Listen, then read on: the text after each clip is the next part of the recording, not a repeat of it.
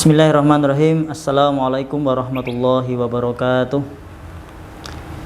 Innalhamdulillah nahmaduhu wa nasta'inu wa nastaghfiruh wa na'udzu billahi min sururi anfusina wa min sayyiati a'malina may yahdihillahu fala mudhillalah wa may yudlil fala hadiyalah. Asyhadu an la ilaha illallah wa asyhadu anna Muhammadan abduhu wa rasuluh la nabiyya rasulullah ba'da amma ba'd. Subhanaka la ilma lana illa ma 'allamtana innaka antal alimul hakim. Rabbis shrahli sadri wa yassir li amri wahlul 'uqdatam min lisani yafqahu qawli. Alhamdulillah, yang paling utama mari kita bersyukur pada Allah Subhanahu wa taala atas limpahan nikmatnya sehingga pada kesempatan kali ini kita mudah-mudahan selalu diberikan nikmat kesehatan, nikmat iman, nikmat Islam, dan kita berdoa pada Allah Subhanahu wa taala mudah-mudahan pandemi ini segera berakhir. Salawat serta salam semoga tetap tercurahkan kepada uswatun Nabi Muhammad sallallahu alaihi wasallam. Nabi yang kita cinta-cintai, nabi yang kita idolakan, nabi yang kita nanti-nantikan syafaatnya di yaumul qiyamah. Nabi yang kita cintai, mudah-mudahan beliau juga mencintai kita. Karena bisa jadi kita mencintai Rasulullah sallallahu alaihi wasallam tetapi Rasulullah tidak cinta dengan kita. Maka kita berdoa dan berharap kita mengikuti sunnah-sunnahnya beliau dan kita tergolong sebagai umatnya dan kita dinantikan di surganya Allah Subhanahu wa taala. Alhamdulillah, pada kesempatan kali ini kita melanjutkan beberapa kajian yang lalu.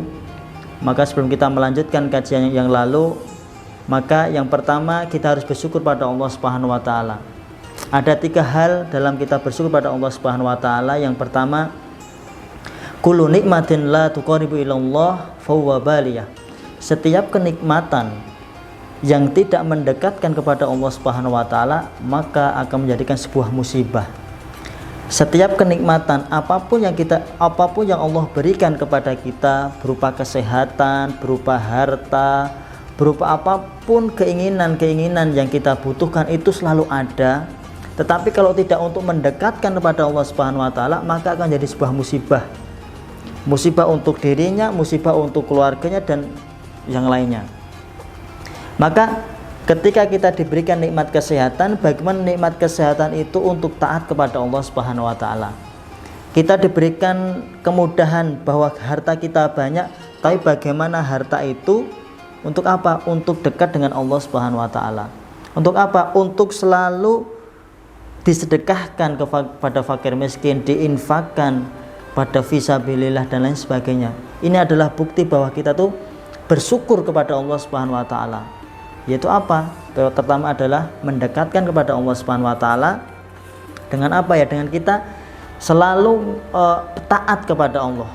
Yang kedua adalah syukur kita pada Allah. Syukurnya yang kedua adalah syukurnya kepada kedua orang tua. Maka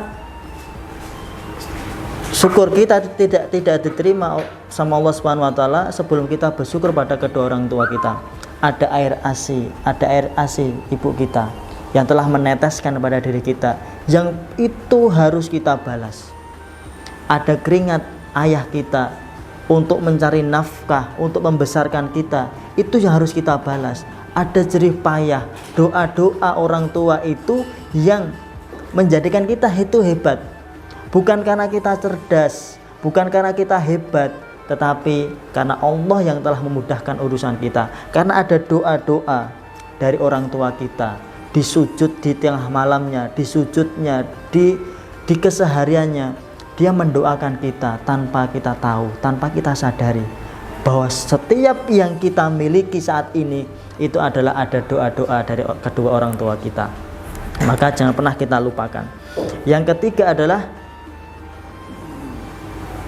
bersyukur kepada teman-teman yang telah berbuat baik kepada kita. Mungkin kita ada beberapa teman kita atau salah satu teman kita yang saat ini mungkin telah banyak memberikan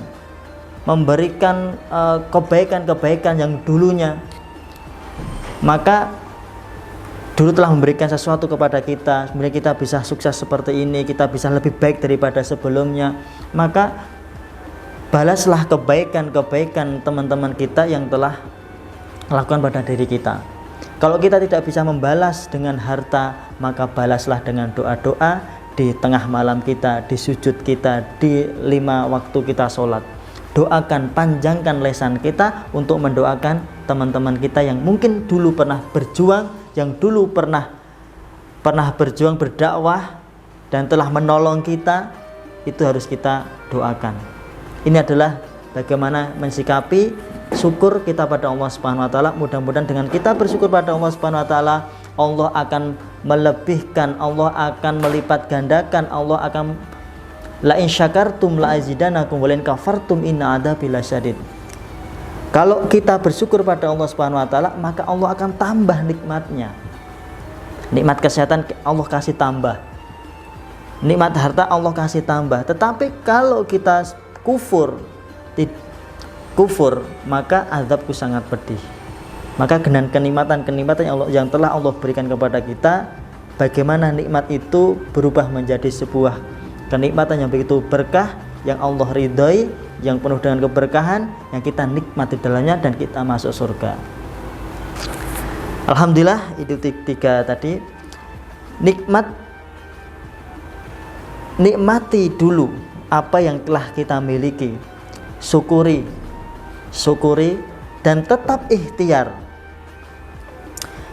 pelan-pelan, sabar, dan terakhir adalah tawakal. Jangan terburu-buru dengan urusan dunia kecuali 3 hal. Jangan terburu-buru dengan urusan dunia kecuali 3 hal.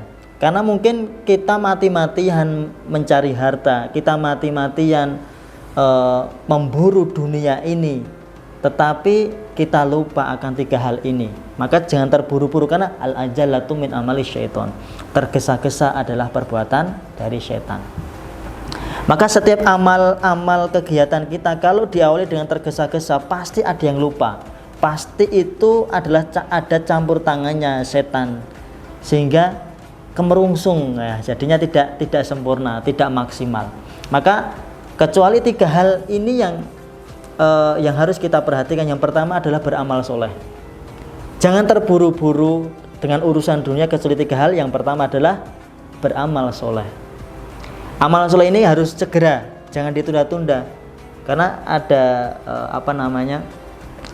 berbuat baiklah, jangan ditunda-tunda. Kalau kita menunda-nunda kebaikan, umpamanya kita menunda, sesuk aku tak infak, sesuk aku nek sugih, nek sudah kaya aku tak sedekah. Jangan menunggu kaya kita baru sedekah, maka sedekahlah, maka engkau akan kaya. Jangan menunggu kita bahagia baru bersyukur, bersyukurlah, nanti kamu akan bahagia. Nah, maka beramal itu tidak harus kita sehat, beramal itu tidak harus kita menunggu kaya, beramal itu tidak harus menunggu, tapi lakukan, actionkan, gerakkan. Kita punya segini, ya kita infakkan. Kita bisa bantu apa untuk teman-teman kita? Beramal soleh. Karena apa? Orang-orang yang beriman itu pasti beriringan dengan amal soleh. Karena apa? Pembuktian kita cinta pada Allah Subhanahu wa taala dibuktikan dengan amal perbuatan. Kalau hanya cinta saja di lisan, kemudian diyakini dalam hati, tetapi kan perlu dipraktekkan dengan amal perbuatan kita. Yang itu yang menjadikan Allah cinta dengan kita. Yang kedua adalah mendekatkan kepada Allah Subhanahu wa taala. Ya, ini yang penting adalah mendekatkan kepada Allah Subhanahu wa taala, karena kunci kebahagiaan bukan letaknya pada harta, bukan letaknya pada jabatan, bukan letaknya pada anak yang banyak, bukan letaknya kepada harta yang kita miliki begitu banyak, tidak. Tapi kebahagiaan adalah terletak ketika kita bisa taat pada Allah Subhanahu wa taala. Karena apa? Ketaatan itu adalah kunci kebahagiaan kita. Kita taat kepada Allah, itu adalah yang paling mulia. Kita bahagia dengan Allah. Apa yang Allah perintahkan kita kerjakan, tanpa kita menunggu nanti, tanpa kita harus memprotes, tanpa harus memikir panjang. Tapi kalau sudah Allah perintahkan, laksanakan. Karena apa? Yang Allah perintahkan pasti itu baik bagi kita. Yang Allah perintahkan dalam Al-Quran, yang Allah contohkan kepada dalam As-Sunnah Rasulullah SAW, itu adalah sebuah kebaikan.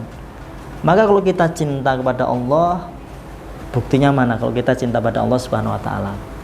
Maka kalau kita ditanya, buktimu apa kalau cinta pada Allah? Buktimu apa kalau cinta sama Rasulullah? Buktimu apa kalau kamu cinta pada Al-Qur'an? Nah, ini semua kan perlu pembuktian, ya. Tidak hanya sekedar diucapkan di lisan, diyakini dalam hati, tapi juga harus diamalkan dengan perbuatan kita. Biar apa? Iman kita sempurna, yaitu mendekatkan pada Allah Subhanahu wa taala. Kita sujud, kita sholat, kita tilawah, kita ikut kajian dan lain sebagainya, kita banyak-banyak berzikir dan mendekat kepada Allah Subhanahu wa taala. Di masa-masa pandemi ini justru harus lebih banyak dekat dengan Allah. Di saat-saat pandemi seperti ini, di saat-saat Allah berikan ujian, itu harusnya semakin dekat dengan Allah, bukan semakin jauh. Bukan kita menjauhi Allah, bukan kita menjauhi masjid, bukan kita menjauhi Al-Quran, tapi justru dengan adanya ujian ini, pandemi ini yang sudah hampir 2 tahun ini, harusnya kita harus lebih dekat dengan Allah Subhanahu wa taala. Biar apa? Banyak-banyak kita bertobat. Yang ketiga adalah bertobat. 3 komponen ini adalah, yang pertama beramal soleh, kedua adalah mendekatkan pada Allah Subhanahu wa taala, yang terakhir adalah bertobat. Bertobat, dosa-dosa kita berapa puluh juta dosa yang kita kerjakan tanpa kita sadari, dosa kemaksiatan yang kita kerjakan dalam 1 hari atau beberapa minggu yang lalu atau bulan yang lalu, kita tobati dengan apa? Dengan kita beristighfar, banyak-banyak kita beristighfar pada Allah Subhanahu wa taala. Karena kita sudah tahu keutamaan kita beristighfar pada Allah Subhanahu wa taala. Tidak ada satu amalan yang ditolak yaitu dengan istighfar. Maka ketika kita berdoa pada Allah Subhanahu wa taala, ad-du'a'u mustajabun. Doa kita itu terhalang, ada hijabnya. Hijabnya apa? Yaitu dengan adanya dosa. Kalau dosa-dosa itu masih menumpuk, sedang doa kita banyak sekali, maka apa? Doa ini tidak akan menembus. Karena apa? Ada hijabnya, itu apa? Maksiat kita, dosa-dosa kita. Nah, dengan apa dosa-dosa kemaksiatan ini bisa gugur? Yaitu dengan kita beristighfar. Kita tidak pernah tahu istighfar mana yang diterima oleh Allah Subhanahu wa taala. Kita tidak pernah tahu istighfar mana yang diterima sama Allah, yang menggugurkan dosa-dosa kita tidak pernah tahu. Maka apa? Banyak-banyak istighfar. Ketika berangkat kerja, ketika dalam bekerja, dalam kita beraktivitas, banyak-banyak kita berzikir dan beristighfar pada Allah Subhanahu wa taala. Pasti insya Allah hati kita akan menjadi tenang dan menyenangkan. Baik, kita lanjutkan. Saya mengambil dalam surat Al-Furqan ayat yang ke-30. A'udzubillahi minasyaitonirrajim. Bismillahirrahmanirrahim. Wa qala rasul ya rabbi inna qaumi takhudhu hadza qur'ana mahjura. Bahasanya Rasulullah SAW itu tidak pernah mengeluh sedikit pun. Rasulullah tidak pernah mengeluh dalam sejarahnya. Ketika Rasulullah berdakwah, dilempari batu, diludahi. Ketika mau berangkat sholat di masjid tempat ibadahnya, selalu ada kotoran-kotoran hewan, selalu ada yang meludahi. Ketika dalam perjalanan ke masjid, di masjid pun harus membersihkan karena banyak kotoran hewan. Karena apa? Rasulullah tidak marah, Rasulullah tidak mengeluh. Ini adalah hebatnya Rasulullah SAW. Bagaimana dengan diri kita? Ketika kita diludahi, kita mau berangkat ke masjid diludahi sama tetangga kita. Kita mau berangkat ke masjid, ternyata diolok-olok, dihina, dinyir-nyir sama tetangga-tetangga kita. Ternyata kita tidak sampai di situ saja, di masjid kita melihat bahwa itu banyak kotoran hewan di dalam masjid. Bagaimana perasaan kita? Apakah kita marah? Apakah kita seperti Rasulullah tersenyum kemudian membersihkan kembali? Dan itu berulang-ulang Rasulullah SAW ketika ke masjid diludahi, kemudian masjidnya ada banyak kotoran, tapi Rasulullah tidak pernah mengeluh sedikit pun. Justru Rasulullah sangat sabar. Dan satu ketika Rasulullah mau ke masjid, ternyata tidak ada yang meludahi. Akhirnya ditanya oleh tetangganya, "Wahai sahabat, ini kok saya hari ini tidak diludahi sama seseorang yang biasa meludahi saya?" Akhirnya, "Ya Rasulullah, sekarang dia sedang sakit." Rasulullah SAW tidak mendoakan semoga dia cepat mati, tidak. Semoga tambah sakitnya, tidak. Tetapi Rasulullah begitu baiknya akhlaknya, kemudian dia apa? Menjenguk dan mendoakan. Dan akhirnya apa? Yang setiap hari itu meludahi, yang setiap hari kotor, masjidnya terlalu kotor, saat itu juga dia bersyahadat. Begitu mulianya Rasulullah SAW. Maka kita harus mencontoh beliau dengan ketabahannya, dengan keikhlasannya, dengan kesabarannya. Yang kita menjadi umatnya, mudah-mudahan kita bisa bisa mencontoh sifat-sifatnya, sifat-sifat yang mulia. Maka yang artinya Rasulullah SAW berkata, ya Rabbi, ya Tuhanku, inna qaumi takhudu hadza qur'ana mahjura. Sesungguhnya ya Allah, sesungguhnya kaumku itu telah mengabaikanku. Mengabaikan apa? Mengabaikan Al-Quran. Jadi Rasulullah SAW itu mengeluh, mengadukan. Hanya satu itu Rasulullah mengeluh, dan diabadikan dalam Al-Quran surat Al-Furqan ayat yang ke-30. Bahwa Rasulullah itu mengadu kepada Allah, ngeluh, mengadukan, ya Allah, kenapa toh kaumku ini telah mencampakkan Al-Quran, telah tidak memperhatikan Al-Quran. Nah, mahjura ini bisa diartikan tidak mau membaca Al-Quran, tidak mau menghafalkan, tidak mau mengamalkan, tidak mau mentadaburi, tidak mau mengamalkan. Dan ini adalah sifat-sifat yang mungkin dulu saat itu adalah yang dimaksudkan adalah orang-orang kafir Quraisy. Bisa jadi nanti ini adalah mahjura ini, kita melahirkan generasi-generasi yang mahjura, generasi yang tidak cinta dengan Al-Quran, generasi-generasi yang mengabaikan Al-Quran, tidak membaca Al-Quran, tidak menghafalkan, tidak mengamalkan, tidak mentadaburi. Bisa jadi itu terjadi kepada diri kita, atau anak-anak kita, atau teman-teman kita yang saat ini dalam pekerjaan, dalam aktivitas kita, bisa jadi melahirkan generasi-generasi yang mahjura. Yang tadi apa? Yang diadukan kepada Allah. Rasulullah mengadu pada Allah. Nah, maka jangan sampai kita termasuk yang diadukan Rasulullah kepada Allah. Na'udzubillah min dzalik. Maka kita harus tahu, kita harus menanamkan anak kita untuk selalu cinta dengan Al-Quran. Lah bagaimana? Barang siapa yang ingin mengetahui bahwa dia mencintai Allah dan Rasulnya. Nah ini, barang siapa yang ingin tahu dia cinta kepada Allah dan Rasulnya, maka perhatikanlah, jika ia mencintai Al-Quran, maka dia telah mencintai Allah dan Rasulnya. Kecintaan dulu kepada Al-Quran.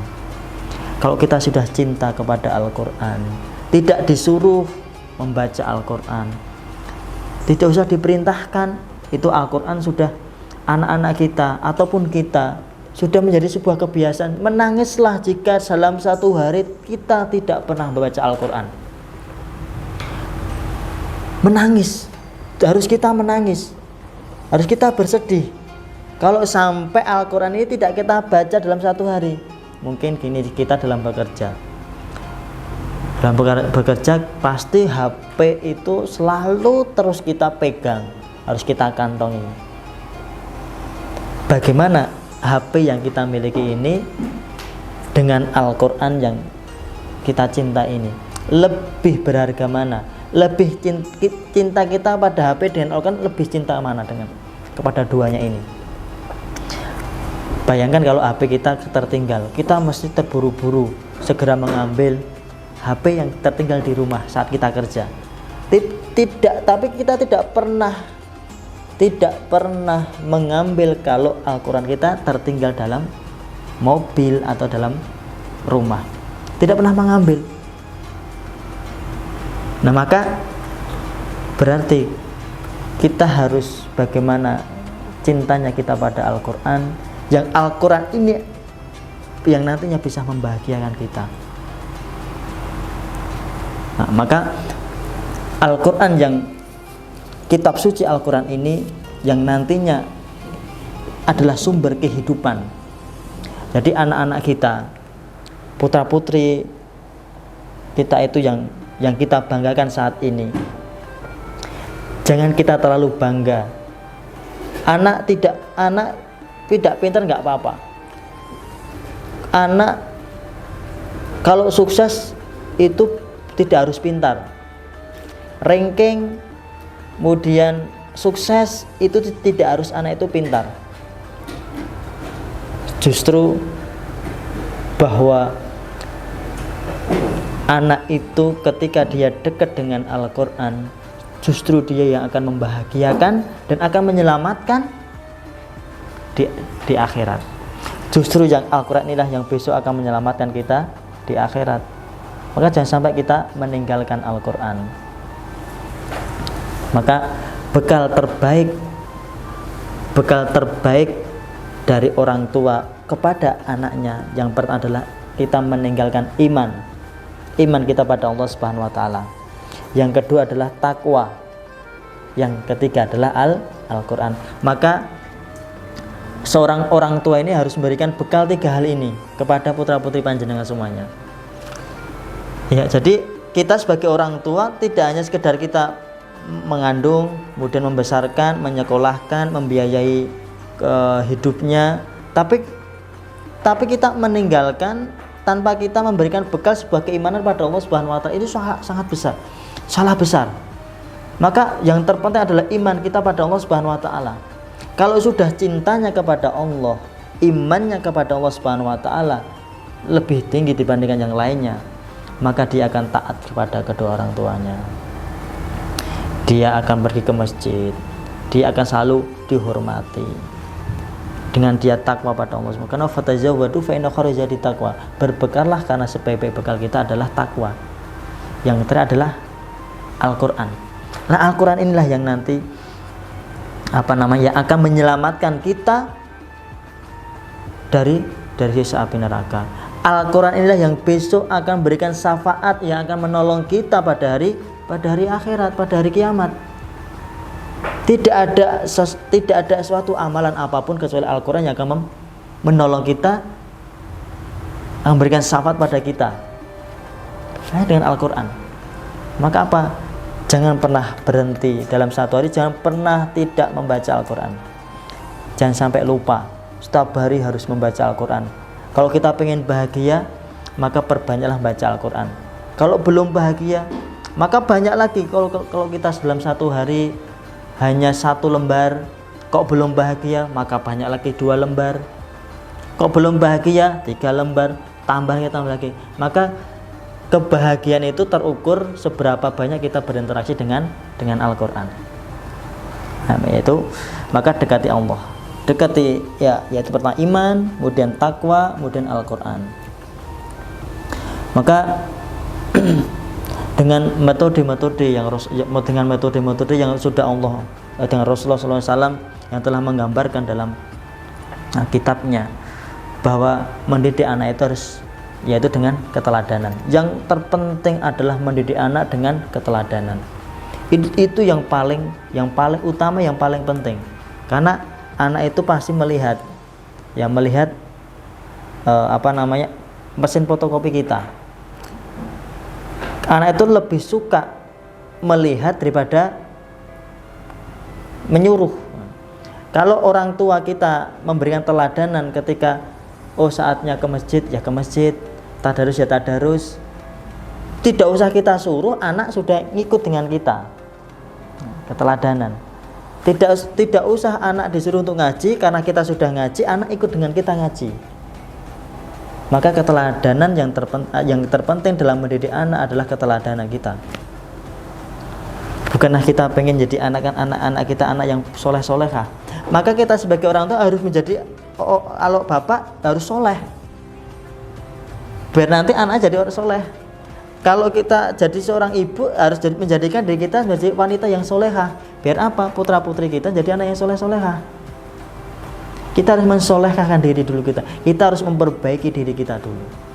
Agar apa? Oh, anak-anak ini yang besok akan menyelamatkan kita dari api neraka. Maka ketika nanti pada hari kiamat, sedangkan anak kita masuk surga, orang tua dicari di surga tidak ada, tapi anak tersebut akan mengadu pada Allah Subhanahu wa taala, ya Allah, saya tidak akan masuk surga kecuali saya menggandeng kedua orang tuaku. Akhirnya apa? Seorang anak memanggil orang tuanya yang ada dalam neraka. Akhirnya apa? Digandeng lah. Maka seorang yang sukses, orang tua yang sukses adalah orang tua yang mampu mendidik putra putrinya membawa ke surganya Allah Subhanahu wa taala. Ini adalah orang-orang yang sukses. Kalau kita belum bisa membawa orang tua kita belum sukses. Membawa orang tua kita menuju surga, kita belum sukses. Maka kita harus selalu mendekatkan kepada Allah Subhanahu wa taala. Salah satunya adalah kita harus menjaga seorang tua adalah imannya dulu, iman kepada Allah Subhanahu wa taala. Kedua adalah ketakwaan. Takwa itu meningkatkan amal ibadah, menjauhi maksiat. Tingkatkan amal ibadah. Ibadah wajib harus. Ibadah sunnah iya harus kita tunaikan. Apa yang disunah-sunahkan Rasulullah SAW? Puasa atau amal-amalan yang lainnya. Yang ketiga adalah Al-Quran. Maka Al-Quran ini yang besok akan memberikan syafaat, yang besok ketika orang tua itu meninggal dunia, itu ada anak-anak itu membacakan Al-Quran, ya, akan membacakan Al-Quran, yaitu akan menyinari bahwa pahala-pahala itu diperuntukkan untuk kedua orang tuanya. Lantaran anaknya tadi baca Al-Quran, ya Allah, sinarilah mudah, ya Allah, ringankanlah siksaan kedua orang tua saya. Kemudian ada pahala yang mengalir dari anak-anaknya yang masih hidup. Ini adalah peran penting orang tua. Jangan sampai kita mencetak generasi-generasi yang mahjuro. Ya, generasi mahjuro tadi adalah apa? Yang tidak mau membaca Al-Quran, tidak mau menghafalkan Al-Quran, tidak mau mengamalkan mentadaburi Al-Quran. Ini generasi mahjuro yang itu tadi diadukan kepada Allah Subhanahu wa taala. Jadi Rasulullah itu hanya satu itu toh, Rasulullah itu mengadukan, ngeluh. Itu Rasulullah tidak pernah mengeluh kecuali satu itu. Al-Qur'an dicampakkan, Al-Qur'an tidak dibaca dan dicampakkan, sudah dibiarkan.